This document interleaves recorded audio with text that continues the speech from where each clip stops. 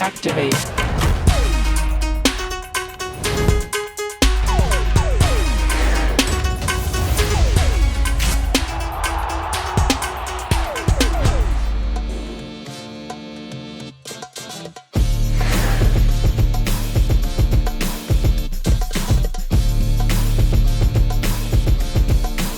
For nearly 2 decades, Miami Gardens has been home to one of the nation's most iconic musical and cultural celebrations, drawing some of the greatest artists of our time.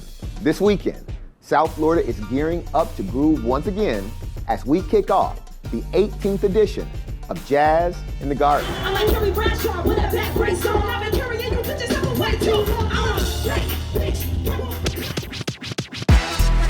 Welcome to Season 2. This is Episode 2 of Ep02 with Oliver Gilbert. I'm your host, Miami-Dade Commissioner for District 1, Oliver Gilbert. If you know me, you know I'm all about music. Long before Jazz in the Gardens became the cultural staple it is today, I dreamed of a Miami Gardens as a place where music, culture, and creativity come alive. Fast forward to now, and this year's lineup is nothing short of spectacular. Legends like Lauryn Hill, Busta Rhymes, New Edition, Toni Braxton, Fat Joe, and more. They're all ready to take the stage and make history right here in Miami Gardens. I was rolling in his bed, you was rent free in my head. I thought I was done with that.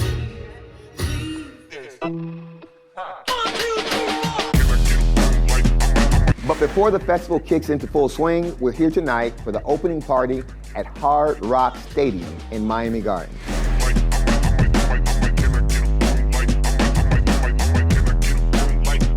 So what does it take to put on such a massive festival? And why is it so important to the culture? We decided to ask one of the people making it all happen. Joining me tonight is Mr. Troy Brown, partner and CMO of the Black Promoters Collective. Now, Troy. Yes. I know the Black Promoters Collective actually took over the festival last year. What made you all want to take over promoting Jazz in the Gardens last year? What made you say, hey, I want to be in Miami Gardens with Jazz in the Gardens? I really think it's about the shared DNA that both we at the BPC and the city of Miami Gardens have collectively, right?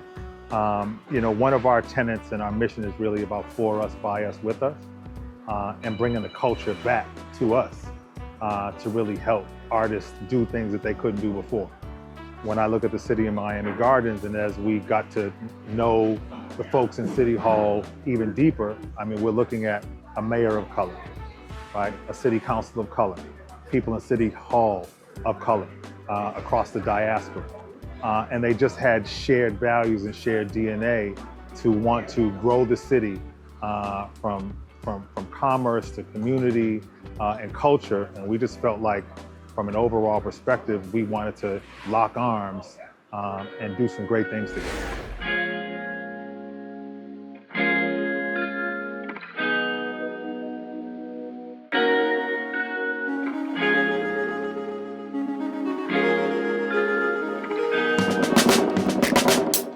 We've been at Jazz in Gardens ever since the inception. We might have missed one, but no, this is not our first time. Throughout the years, the entertainment has been increasingly high level, high vibration. We've had lots of fun. I love the vibe here. I enjoy the music. I enjoy the fellowship with all my sisters and brothers here. It's just a great time to be outside doing grown folks things. It's a good vibe, relaxation, the music, being outside on the good days and just relaxing. I love the culture. I love everything about Black culture, the music, every individual culture activity that's involved here. I love it. I love the city. The atmosphere, they never disappoint with the artists. They never disappoint. Yeah, I have an amazing time.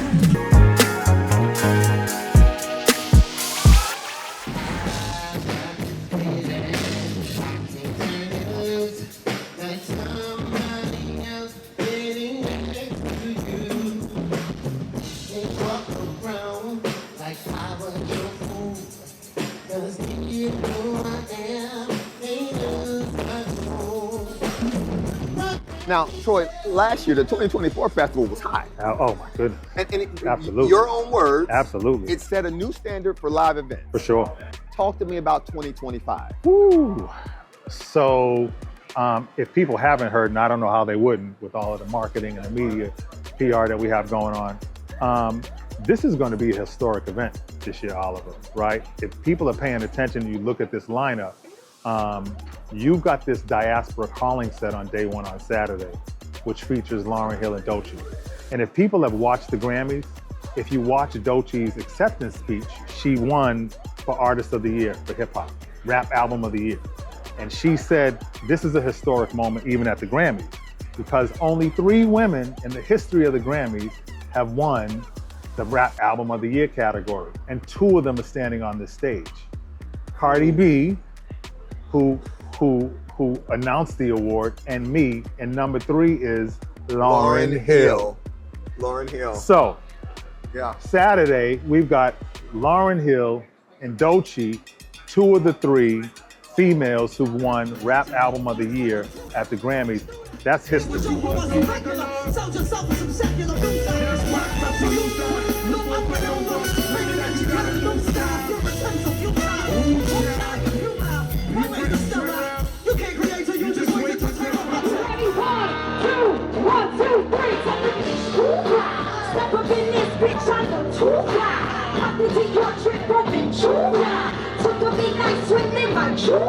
Now you add that on with the all-time greats, New Edition, right? Yeah. Who just won Residency of the Year last year in Las Vegas, coming off of one of the most successful residencies ever, right? And now you add more Grammy power with Coco Jones. And then let's talk about the Caribbean piece of what we brought to the festival this year, all right? We're talking about the return of Beanie Man. Beanie Man has not been in the country for over a decade. This is his return to the States. And Jazz in the Gardens, or JITG Music Fest, is the first place that he's going to perform in the US upon his return, right? Then add the other Caribbean flavor, which is Wyclef. Wyclef is a legend. Right? Wyclef's a legend. It's going to be crazy. So I think, we are reaching while we're calling it the diaspora calling set, this really is about the diaspora this year in terms of JITG. Yeah. I mean, it's a historic week. Doechii! We're so excited for Doechii. Swamp Princess, like my queen. And Coco Jones. Okay, Coco Jones, Lauryn Hill, obviously. Yeah. All the girlies, we're here for them. Yeah. They got a lot of old school people like the legends, like Lauryn Hill and them coming out. Tony Braxton, a lot of people that I'm 60 actually. I may look good, but I'm 60.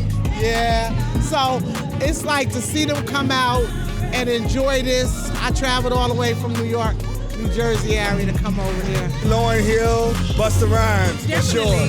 for sure. Busta Rhymes is energy. And maybe Doechii? Yes. Tony Braxton, Coco Jones, and Drew Hill. Drew Hill. New Edition. Yeah. That's gonna be it. Tony Braxton, we got Mike Smith, all the Miami greats. Here we go. Tony Braxton, if she's watching, come look for me. Wyclef Jean, Lauryn Hill, Ty Tribbett, all of them. I am excited to see Ty Tribbett. I'm excited to see Kim, Tony Braxton, everybody. I want to see everybody. I'm just ready for a good time. I'm from Boston. My guys are New Edition, BBD, Bobby Brown, Brown Chestnut, Johnny Gill, Ricky, and Ron DeVoe. We got Ricky Belts, doing his thing tomorrow. All New Edition, be here tomorrow, 10 o'clock. Make sure y'all get here. And get here now. Y'all know what it is, man. It's that Miami Jazz Gardens.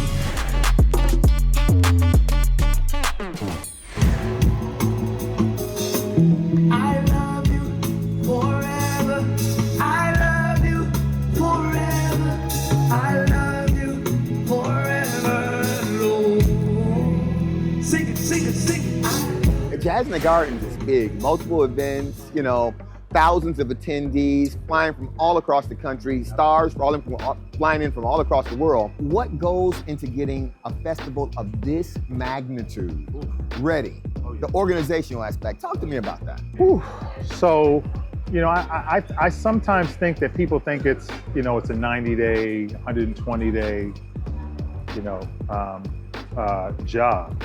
This is a year-round lift, and it takes a year-round lift and a team planning all year. So people say, they'll say when Sunday's over, hey, when do you start planning for next year? Tomorrow. Yes. Right? Yes. Right. So it really is a year-round opportunity with planning what's the talent curation going to look like, right? And how does it come together? What talent will be available? Who do we think people would want to see? What's going to draw? What's the mix? Also, looking at brand opportunities. How do we get brands in as this thing is really growing and scaling, right? Especially after last year. I mean, we had press opportunities on JITG last year. Still in April and May, we had media outlets like Vibe and Variety and Rolling Stone still doing press on what happened the first week of March. So this is really a year-round venture that we have an entire team really picking up and carrying this thing forward. And we're just really excited to see this thing grow and scale even more. I mean, look, it's South Florida, right? The weather's great, but I just don't think people understand sometimes, and they say, oh yeah, I want to go down to South Beach. No, it's not South Beach. You're coming to Miami Gardens, right? And this is for the culture.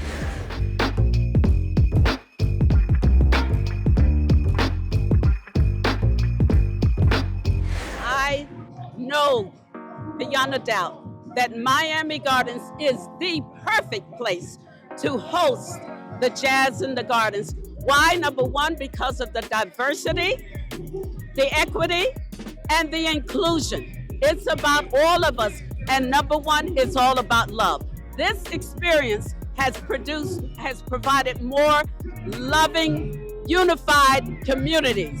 And this is where it should always be. I'm from Alabama, so back home, I don't get to feel and embrace the love and the genuine from not just African Americans, but from all the people.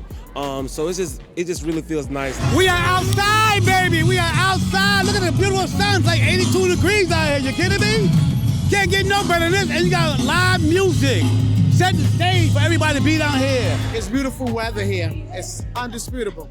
So therefore, you get an opportunity to come out and enjoy yourself without being rained on, snowed on. The chances of that happening is very slim. So this is a perfect environment for something like that to transpire. So I'm like, whoa. I'm so happy. I'm like,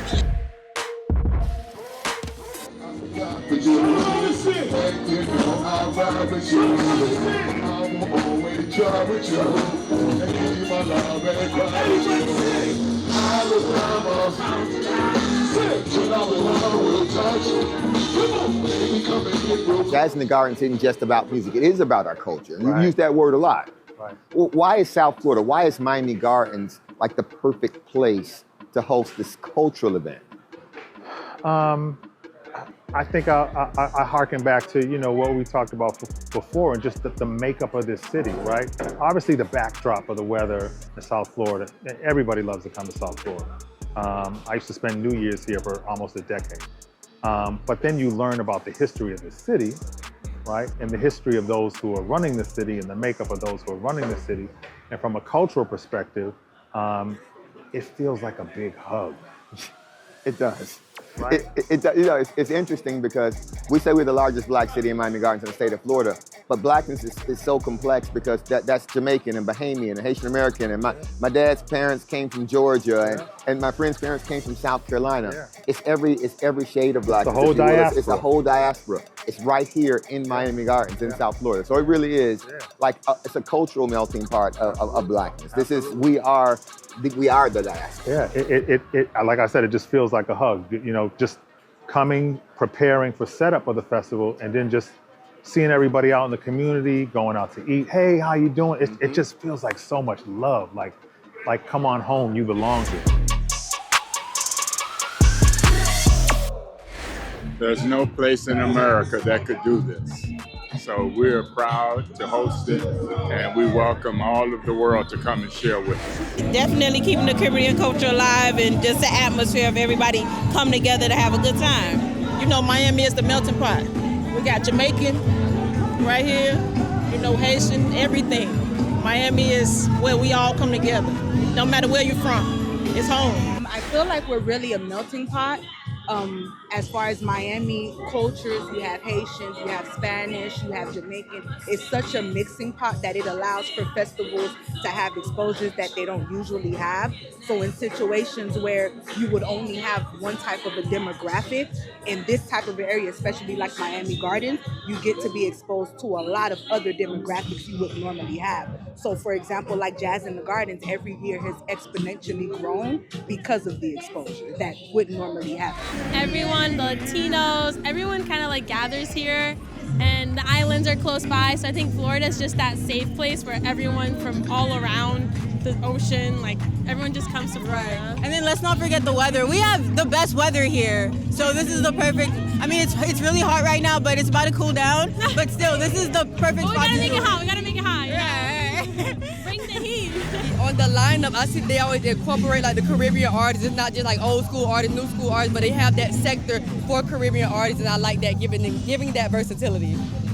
For me, I feel as a Caribbean American that it's a melting pot for all of us to come together and still enjoy each other. The Caribbean culture, there's so many different ethnicities here, different cultures, different backgrounds, and the weather is fabulous. Why not? It's the best place.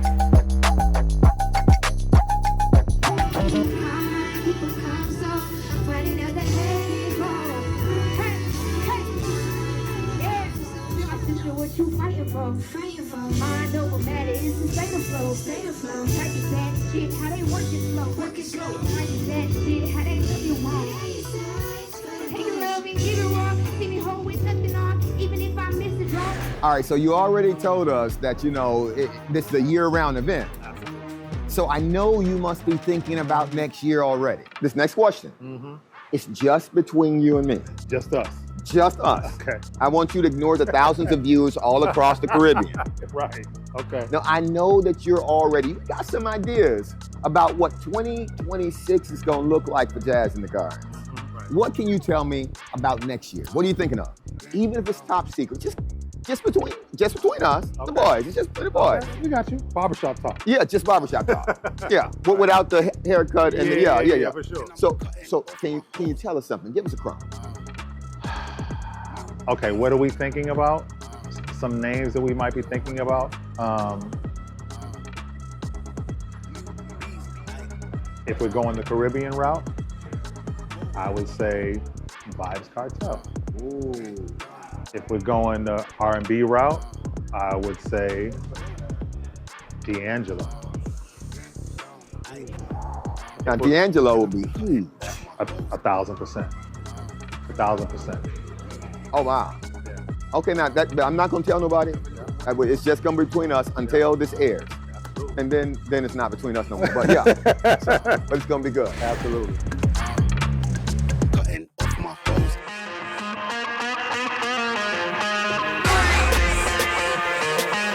All right, well, listen, that's all we got. We got enough questions.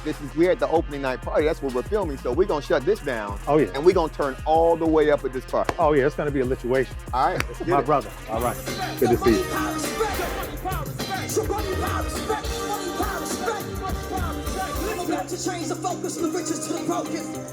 Jazz in the Gardens is more than just a festival. It's a celebration of music, culture, and the spirit of our community. Every year, we come together to create unforgettable memories, and this year is no different. Thank you for being a part of this journey, and remember, you can catch all of our past episodes on islandtv.tv. I'll see you next time. Next time on In the 305 with Oliver Gilbert. A group of South Florida students takes the trip of a lifetime to learn about their history and ours. All those heroes who put their lives on the line, not just for their generation, but for mine. All those heroes still yet to come. In order for us all to be free, there's still a lot of work to be done. A civil rights tour through Nashville, Memphis, Birmingham, Selma, Montgomery, Atlanta. Join the adventure on Oliver Gilbert's Spring Break Expedition Trip 2025. Coming this May to Island TV.